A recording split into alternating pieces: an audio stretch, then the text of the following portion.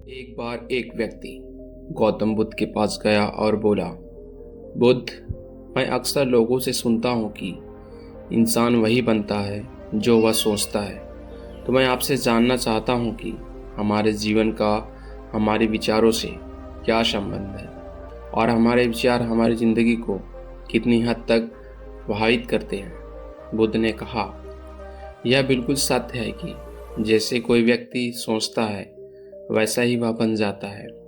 कोई भी विचार जिसे हम लंबे समय तक अपने मन में रखते हैं और बार बार सोचते रहते हैं, वैसा ही हम बनते हैं।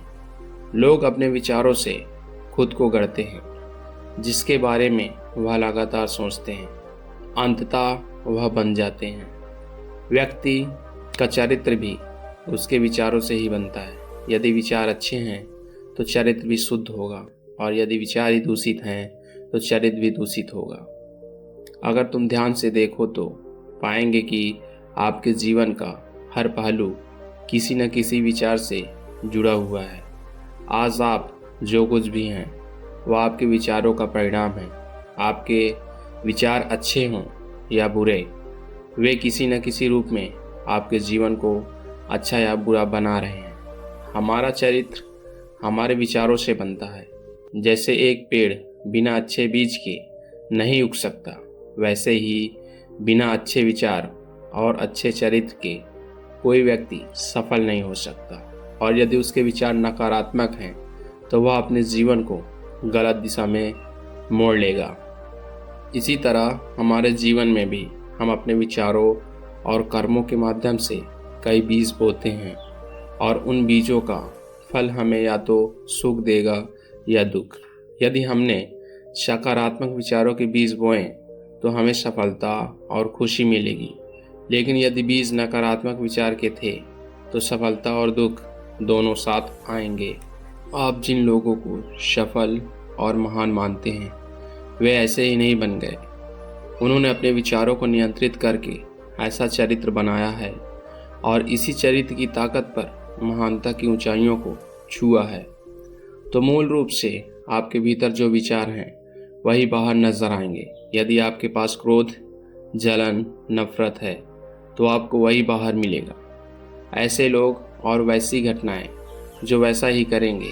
और यदि आपके पास प्रेम, शांति, करुणा है तो आप वैसे ही बनेंगे और आपको वैसा ही संसार मिलेगा। और ऐसा व्यक्ति जो ऐसे विचार रखता है उसे सम्मान और प्रेम दोनों प्राप्त होते हैं। असल में इंसान खुद ही अपने जीवन का निर्माता है। वह उसे बना भी सकता है और बिगाड़ भी सकता है। व्यक्ति अपने कर्म और विचारों से अपना चरित्र बनाता है, अपना समाज बनाता है और अपनी किस्मत खुद बनाता है। व्यक्ति ने पूछा, लेकिन बुद्ध, मैं अपने विचारों के माध्यम से खुद को कैसे सुधार सकता हूँ? बुद्ध ने उत्तर दिया, यदि तुम खुद को सुधारना चाहते हो तो सबसे पहले अपने विचारों पर ध्यान देना शुरू करो। तुम्हें देखना होगा कि तुम पूरे दिन किन बातों के बारे में सोचते हो। क्या तुम पूरे दिन दूसरों के प्रति बुराई और नफरत पाल रहे हो? तुम्हें सिर्फ यह देखना है कि तुम अच्छे की ओर जा रहे हो या बुराई की ओर। जब तुम यह अच्छी तरह समझने लगोगे कि तुम्हारे मन में अच्छे विचार चलते हैं या बुरे, तभी तुम अपनी सोच में बड़ा सकारात्मक परिवर्तन ला सकोगे। तुम्हारे भीतर एक अनंत खजाना है। तुम नहीं जानते कि तुम क्या कर सकते हो, तुम्हें किस तरह की अद्भुत शक्तियाँ मिल सकती हैं। तुमने महान योद्धाओं और महान लोगों के बारे में तो सुना ही होगा। यदि तुम उनकी शक्तियों पर विश्वास नहीं करते तो सिर्फ यह विश्वास रखो कि बिना आग के धुआं नहीं उठता। उनमें कुछ तो ऐसा ज़रूर रहा होगा जिसके कारण उनके बारे में इतना लिखा और कहा गया है। तो वे लोग कौन थे जिन्हें दुनिया ने महान योद्धा और आदर्श मानकर पूजा? यदि हम थोड़ा गहराई से सोचें तो वे लोग थे जिन्होंने अपने भीतर के अनंत खजाने को पहचाना। उन्होंने अभ्यास किया, खुद को सुधारते रहे, लोगों की मदद करते रहे, सबका भला करते रहे, और वे महान और अमर बन गए। और यदि तुम भी ऐसा करना चाहते हो तो सबसे पहले तुम्हें अपने विचारों पर ध्यान देना शुरू करना होगा। बुद्ध ने आगे कहा, मानव मन की तुलना एक बगीचे से की जा सकती है। जैसे एक बगीचे को सुंदर और साफ रखने के लिए समय समय पर उसमें उग गई खरपतवारों को हटाना पड़ता है, हर रोज पानी देना होता है, पौधों की देखभाल करनी होती है। उसी तरह अपने मन को सुंदर और सकारात्मक बनाए रखने के लिए हमें उसकी देखभाल करनी होती है। उसमें उग रहे नकारात्मक विचारों को बार बार निकालना होता है और अच्छे विचारों को जगह देनी होती है। इसके लिए हमें खुद को डर, चिंता, नफरत और ईर्ष्या जैसी भावनाओं से दूर रखना होगा और इसके लिए तुम्हें अपने अंदर चल रहे विचारों पर लगातार ध्यान देना होगा। किसी भी व्यक्ति के भीतर उठने वाले विचार और उसका चरित्र अधिकतर उसके आसपास के वातावरण और परिस्थितियों पर निर्भर करता है। लेकिन इसका मतलब यह नहीं है कि यदि किसी व्यक्ति की स्थिति खराब है तो उसके विचार हमेशा दोषपूर्ण रहेंगे। वह अपने विचारों पर ध्यान देकर उन्हें बदल सकता है और जैसे ही उस व्यक्ति के विचार बदलेंगे उसका चरित्र और काम करने का तरीका भी अपने आप बदल जाएगा। इन सब चीज़ों को धीरे धीरे सीखना होता है। विचारों के काम करने के ढंग को समझना होता है। सबसे पहले तुम्हें यह स्वीकार करना होगा कि सामने वाला व्यक्ति जो काम कर सकता है वह तुम भी कर सकते हो। बस तुम्हें बार बार उसका अभ्यास करना होगा, नई चीज़ें सीखनी होगी। जैसे जैसे तुम्हारा मन बदलेगा तुम्हारी परिस्थितियाँ भी बदल जाएंगी। जो भी विचार तुम बीज के रूप में अपने मन में डालते जाओगे वह धीरे धीरे तुम्हारे चरित्र और कर्मों में दिखाई देने लगेगा और एक बार वह विचार तुम्हारे भीतर जड़ पकड़ ले तो फिर तुम्हें सफल होने से कोई नहीं रोक सकता। लेकिन अगर वह बीज या विचार नकारात्मक हैं तो तुम्हें असफल होने से भी कोई नहीं बचा सकता। इसलिए अपने विचारों को लेकर बेहद सजग रहने की आवश्यकता है कि तुम अपने भीतर किस तरह के विचार डाल रहे हो। हमेशा एक बात याद रखना, हमें वो नहीं मिलता जो हम चाहते हैं, बल्कि हमें वही मिलता है जो हम हैं और हम वही हैं जो हमारे विचार हैं। इसलिए इच्छा करना और उस इच्छा के बारे में अच्छे से सोचना और उसे पूरा करने की कोशिश करना, ये दोनों बिल्कुल अलग बातें हैं।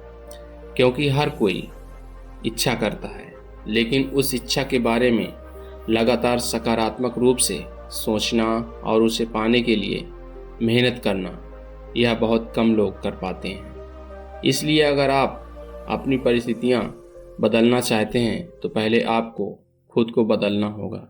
लेकिन ज़्यादातर लोग अपनी परिस्थितियां बदलना चाहते हैं लेकिन अपने सोचने और काम करने के तरीकों को नहीं बदलना चाहते। और यदि लोग ऐसे ही रहते हैं तो उनकी परिस्थितियां कभी नहीं बदलेंगी। व्यक्ति ने पूछा, बुद्ध, हमारे विचारों का हमारे शरीर पर क्या प्रभाव पड़ता है? बुद्ध बोले, हमारा शरीर हमारे मन का गुलाम है। हम जो भी सोचते हैं उसका पहला प्रभाव हमारे शरीर पर ही पड़ता है।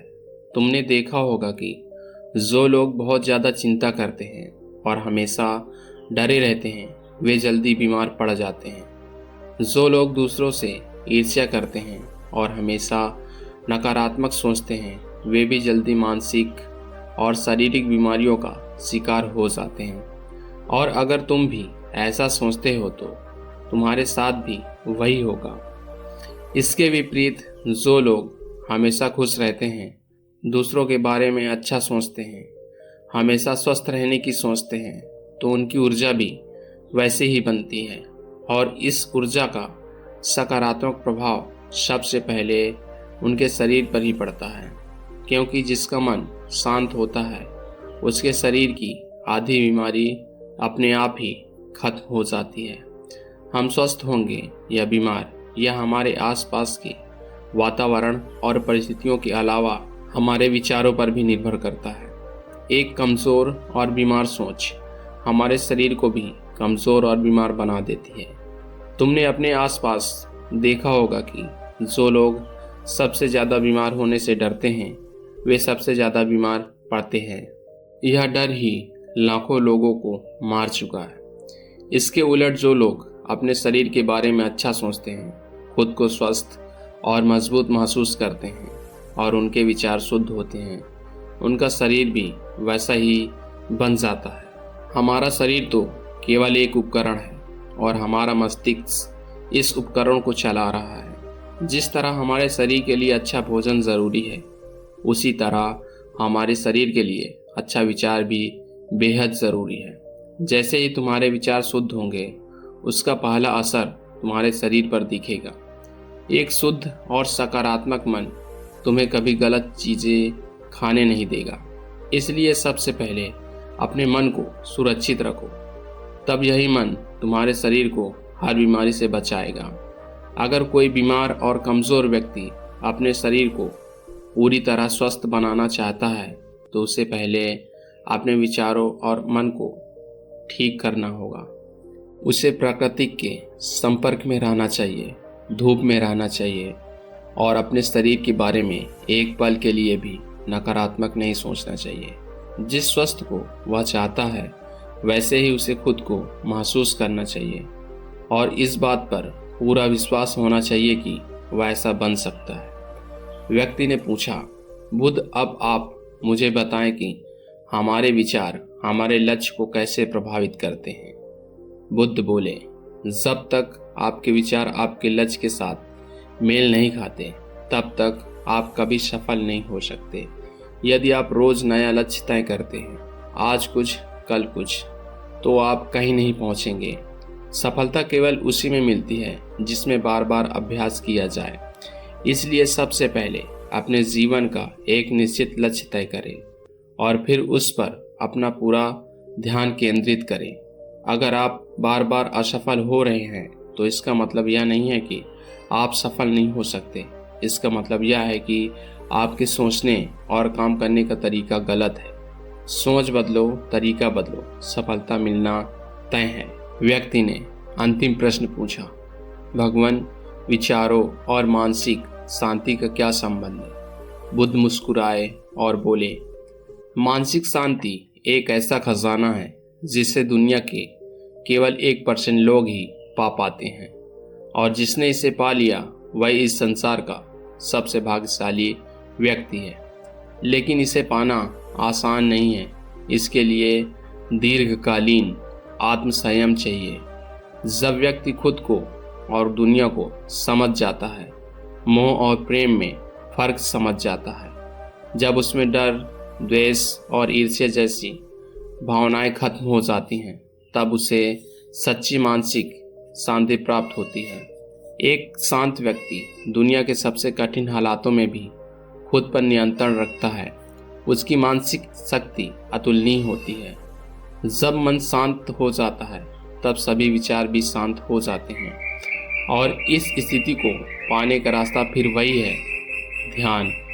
इसके बाद बुद्ध मौन हो गए और ध्यान में लीन हो गए।